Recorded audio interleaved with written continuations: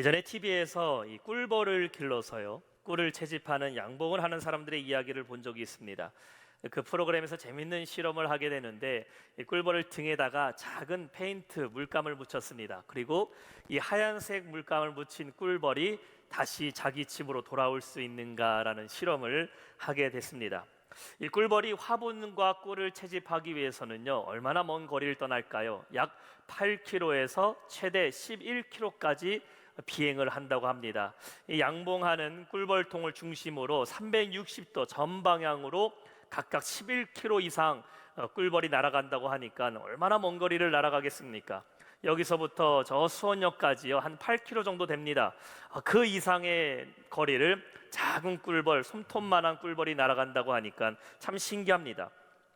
근데 놀랍게도 이 작은 꿀벌이요 먼 꽃이 있는 혹은 꽃나무가 있는 곳에 가서 화분과 꿀을 채집한 다음에 신기하게도 자기의 꿀벌통으로 다시 들어온다라는 것이죠.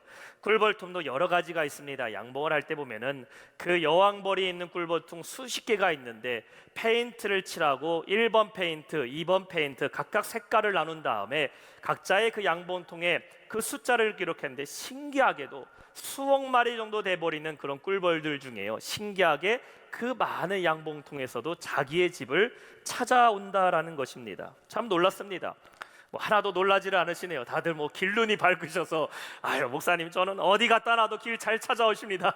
그래서 별로 놀라시지 않는다 보니 저는 신기하더라고요. 이 작은 꿀벌이 그 먼 거리를 하루 종일 꿀을 채집하다가 돌아오는 것 참 신기하죠.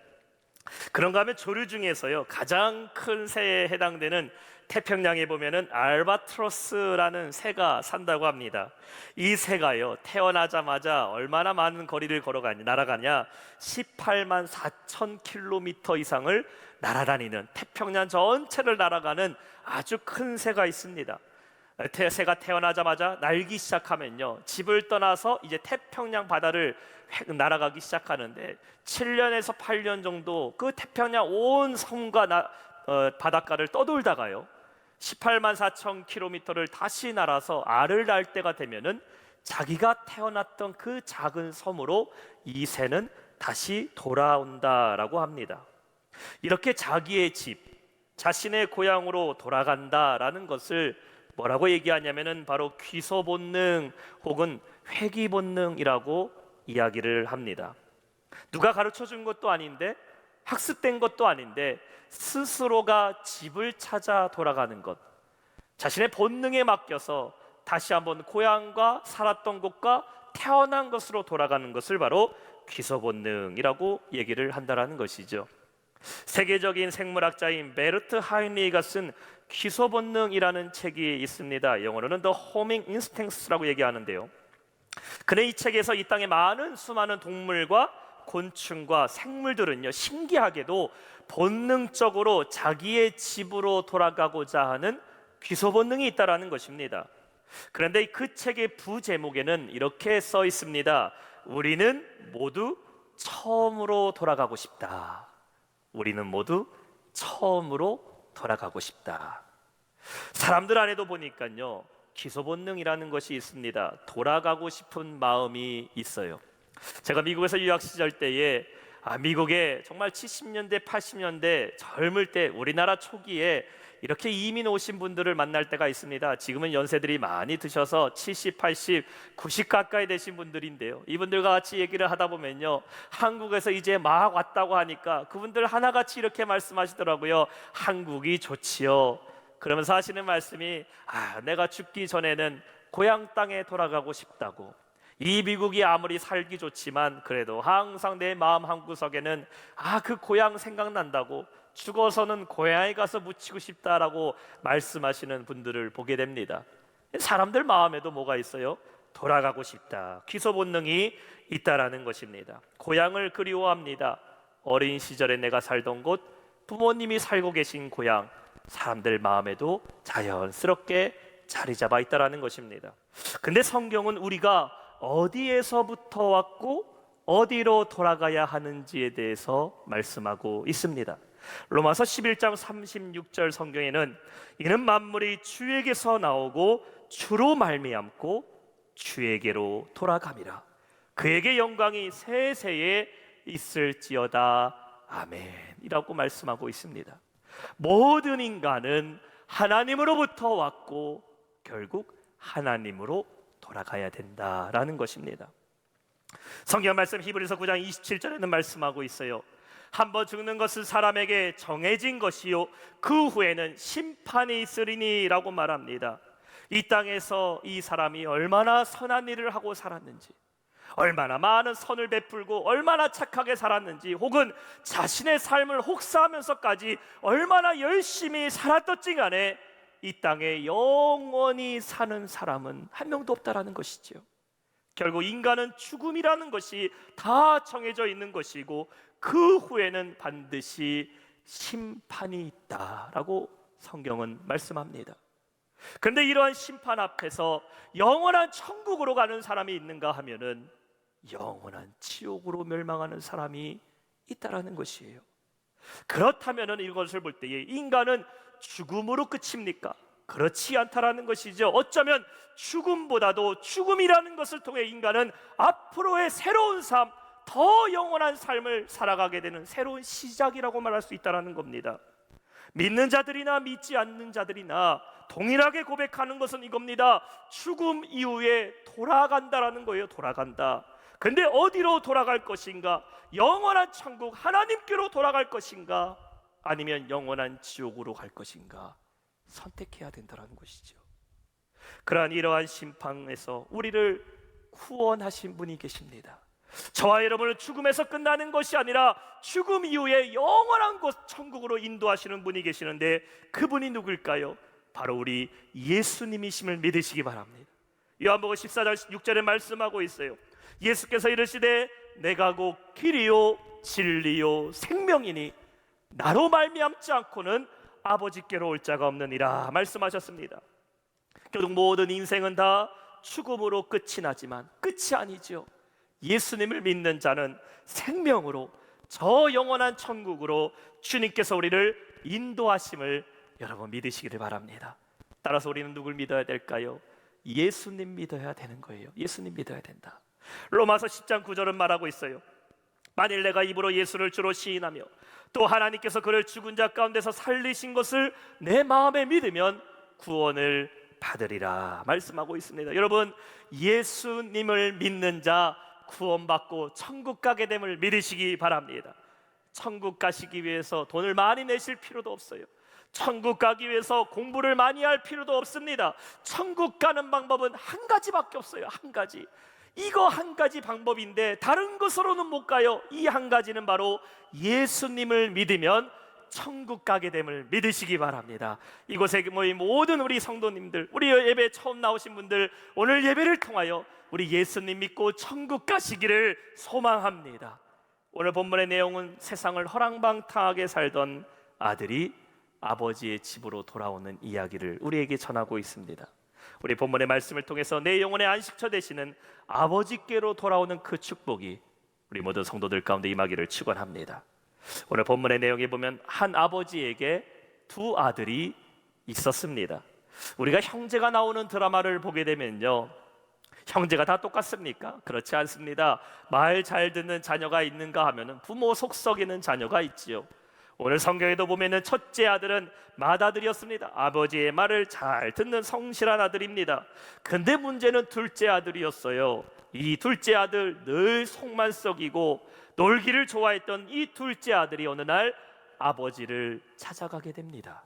그리고 이렇게 말했어요. 아버지, 나에게 물려줄 유산을 지금 당장 나에게 주세요. 성경 12절에 보면 이렇게 말합니다. 그 둘째가 아버지에게 말하되 아버지여, 재산 중에서 내게 돌아올 분깃을 내게 주소서 하는지라. 아버지가 그 살림을 각각 나눠 주었더니, 아버지의 유산을 살아있을 때 받는 자식 올바른 자녀입니까? 아니지요. 지금 말도 안 되는 행동을 하고 있는 겁니다. 유산은 아버지가 돌아가셨을 때에 나눠주는 것이지, 살아있을 때 아버지 나에게 유산 달라고 하는 거 무례한 아들입니다. 이 말은 다시 말해 이렇게 말할 수가 있겠죠. 나는 내 아버지가 돌아가셨다라고 믿고 살겠으니 얼른 나에게 줄 유산이나 달라고 말하는 것과 같습니다. 아니, 이렇게 못된 아들이 어디 있습니까? 그런데 이 아들에게 더 큰 문제가 있었으니 그것은 아버지의 것이 마치 자신의 것 같이 생각했다라는 거예요. 아버지의 유산은 누구 겁니까? 아버지의 유산은 아버지 겁니다. 그런데 지금 찾아와서 그것을 마치 내 것인 것 마냥, 아버지 내 거 갖고 있던 거 그거 지금 달라고 아버지의 유산을 자기 것인 것처럼 말하고 있다는 것이죠. 우리가 인생을 살아갈 때에 내 것이라고 착각하며 살아가는 것들이 참 많이 있습니다. 나에게 있는 건강, 이것이 원래 처음부터 내 것이라고 생각을 해요.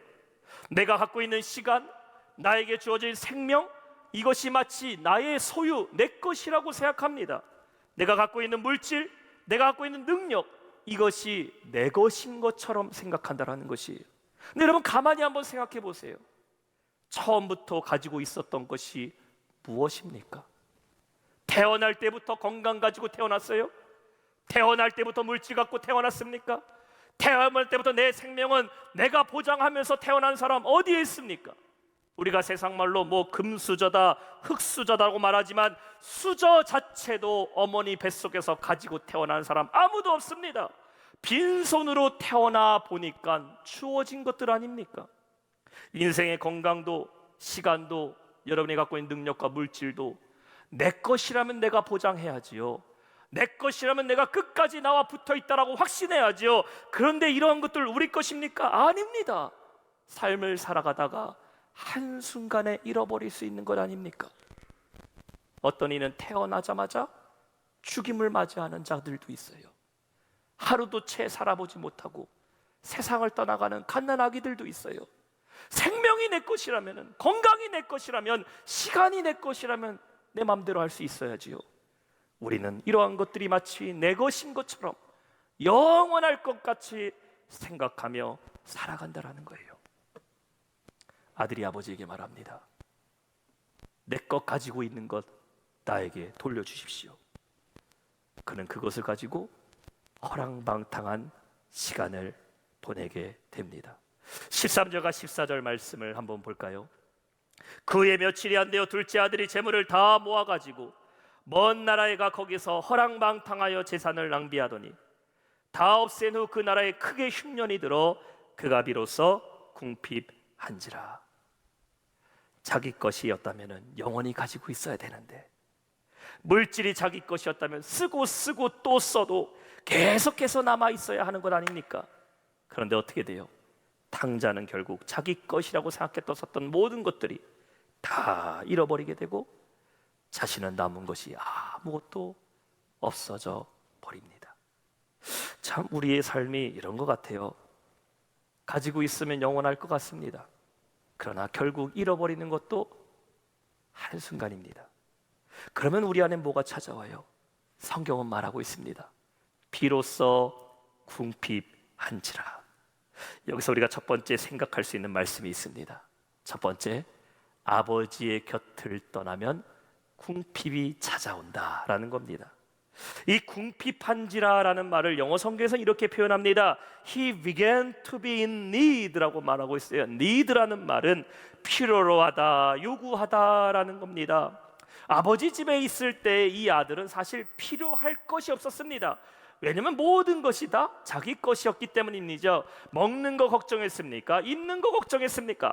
아무 걱정이 없었어요. 부족함이 없었습니다. 모든 것은 다 아버지 집에 있었기 때문입니다. 그리고 이 아들은 아버지 집에서 다 누리며 살 수 있었어요. 여러분, 자녀가 부모 집에 있을 때는요, 먹을 걱정 안 합니다. 여러분 집의 냉장고는 누구만 열어볼 수 있습니까? 우리 가족만 열어볼 수 있습니다. 제가 지금까지요 살면서 많은 분들 가정을 방문했지만 한 번도 남의 집 냉장고를요 열어본 적이 없습니다. 혹시 이 중에서 목사님, 나는 어느 집에 가도 당당히 그 집 냉장고를 열어볼 수 있습니다 하는 분 계십니까? 아무도 없죠. 우리 집 냉장고는 우리 가족만 열 수가 있어요. 남의 집에 있는 냉장고, 그거 열어서 그 안에 음식을 내 맘대로 먹는다? 도둑이지요. 보통의 사람들은 절대로 못 였습니다. 자녀는 아버지의 집에 있을 때 모든 것을 다 누리고 살 수 있어요. 그러나 부모 집을 떠나면 우리말로 뭐라고 얘기합니까? 흔히 눈칫밥 먹는다고. 아버지 집 떠나면 그때부터 눈치 보며 궁핍한 삶 사는 것 아닙니까? 내 것이 없어요. 남의 것을 의지하고 살게 돼요. 아들이 아버지 집을 나가는 순간부터 그 아들에게 찾아오기 시작하는데 그것이 바로 궁핍이라는 겁니다. 둘째 아들이 재산을 가지고 허랑방탕하게 돈을 쓴 게 죄가 아니에요. 그는 아버지의 집에서부터 나와서 내 재산 가지고 내 맘대로 살겠습니다라고 그 집을 뛰쳐나온 순간부터가 그는 방탕의 삶의 죄의 시작인 겁니다. 이것은 우리 모든 그리스도인들도 마찬가지예요. 하나님과의 영적인 관계가 끊어진 채 살아가는 것, 이거 죄입니다. 그리스도인이 그리스도인답지 못하게 살아가는 것, 은혜와 끊어져 살아가는 것, 이것이 죄예요. 그렇다면 우리 어떻게 돌아와야 될까? 자기의 죄를 회개하고 돌아와야 하는 것입니다.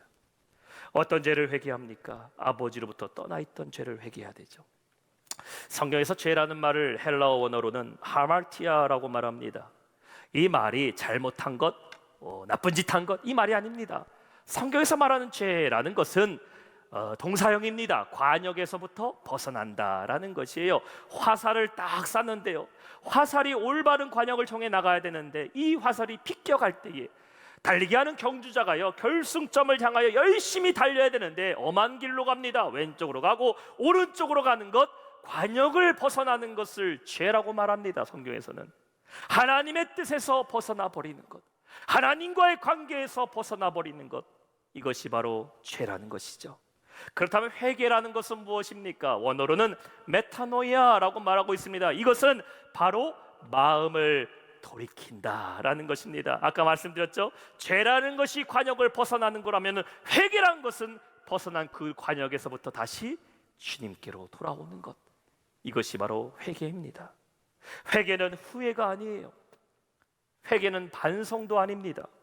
행동을 필요로 한다는 것이에요. 탕자가 회개했습니다. 그는 자리에서 일어나 아버지께로 돌아가게 됩니다. 오늘 예배에 나오신 분들 너무나 축복하고 참 감사합니다. 교회는 바로 하나님의 집입니다. 예수의 몸이고 이것이 바로 주님의 교회라고 말씀하셨어요. 지금 여러분은 주님의 집에 오셨어요. 그런데 제가 여러분께 더 부탁드리고 싶은 것은 여러분 마음의 문을 열어서 주님께 돌아오는 귀한 시간 되시길 축원합니다. 누가 예수님을 만나야 될까?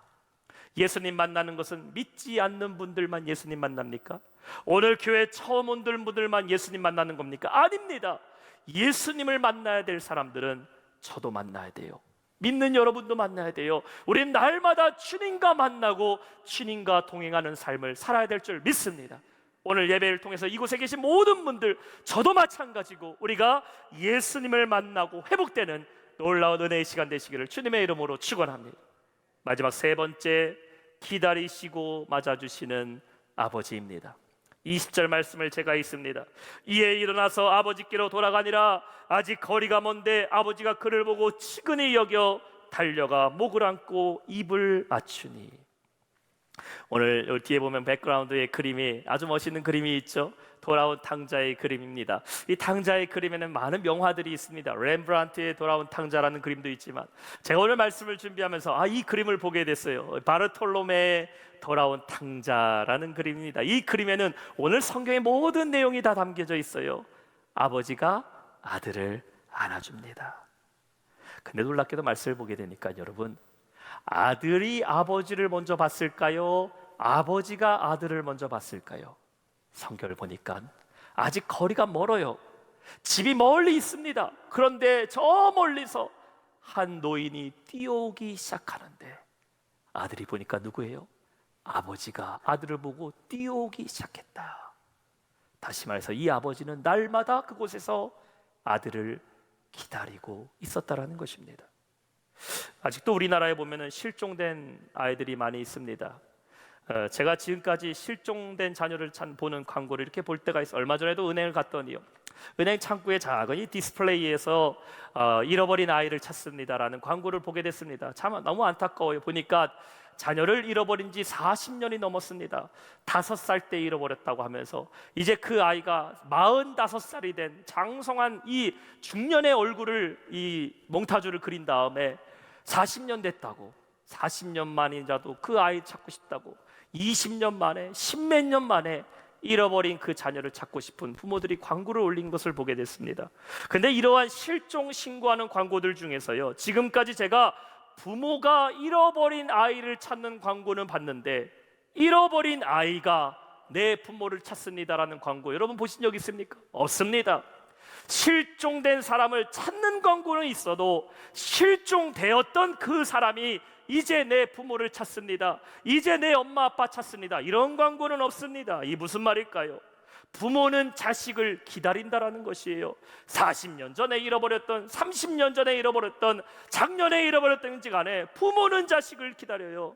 자식을 사랑하는 부모는 밤잠 설쳐가면서 언제 돌아올까 기다리는 것이 부모의 마음 아닙니까? 지금 아버지가 먼저 아들을 봤어요. 그리고 거리가 먼데 저 멀리서부터 아들을 본 아버지가 버선발로 뛰어가기 시작합니다. 아들을 보자마자 어떻게 했다고요?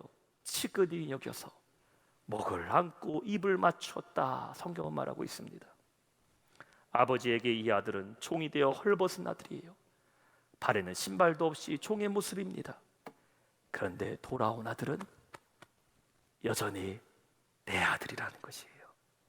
아무리 얘가 속썩이고, 아무리 나에게 아픔을 주고, 아무리 재산의 절반 갖다 허랑방탕하겠어도 내 새끼는 내 새끼, 내 아들은 내 아들이라는 것입니다. 사랑하는 성도 여러분, 우리가 하나님께로 돌아가면 하나님은 여러분을 이렇게 맞아주심을 믿으시기 바랍니다. 하나님께로 돌아가기만 하면 돼요. 돌아가는 여러분의 걸음에 자신이 없으세요? 걱정하지 마세요. 내가 하나님을 만나기 이전부터 하나님은 이미 여러분을 기다리고 계심을 믿으시기 바랍니다. 오늘 오랜만에 교회 나오신 성도님들, 옛날엔 내가 교회 다녔다가 오랜만에 교회 와서 예배 드리신 분들, 혹은 오늘 내가 태어나서 처음으로 교회 오신 분들 괜찮습니다. 하나님은 이미 태초 전부터 여러분을 기다리고 계셨던 주님이심을 믿으시기 바랍니다.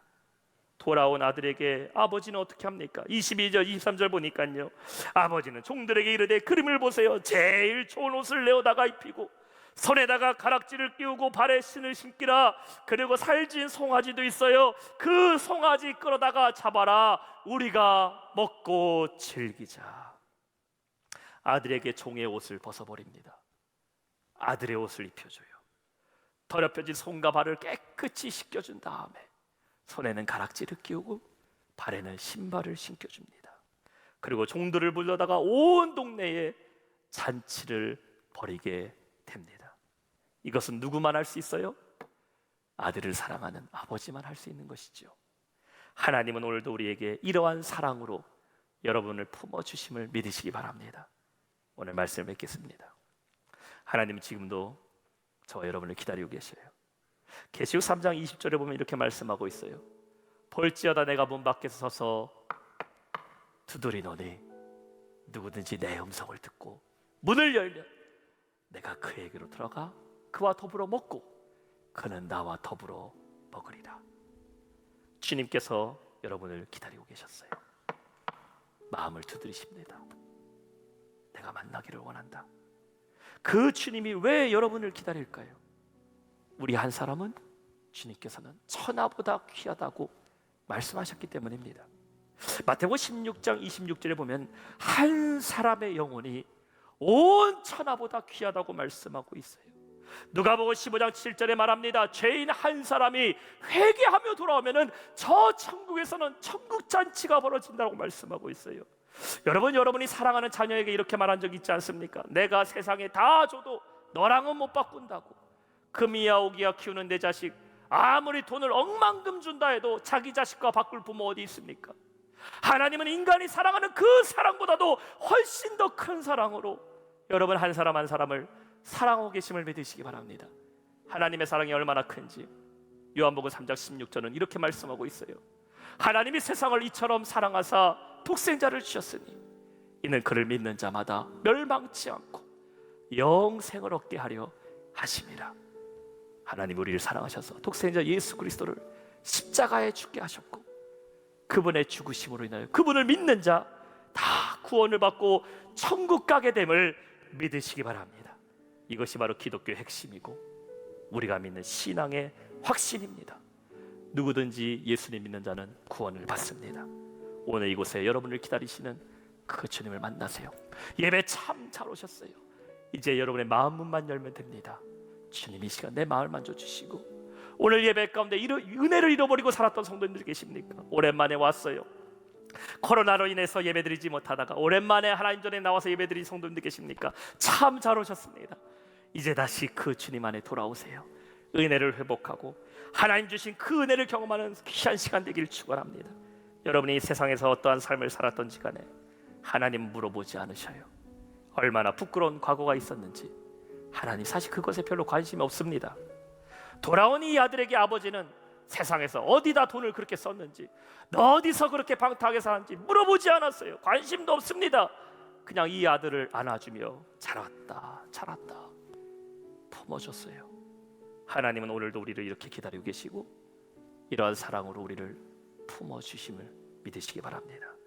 그리고 하나님으로 돌아오면, 하나님의 자녀로 돌아오면 우리 안에 궁핍은 해결됩니다.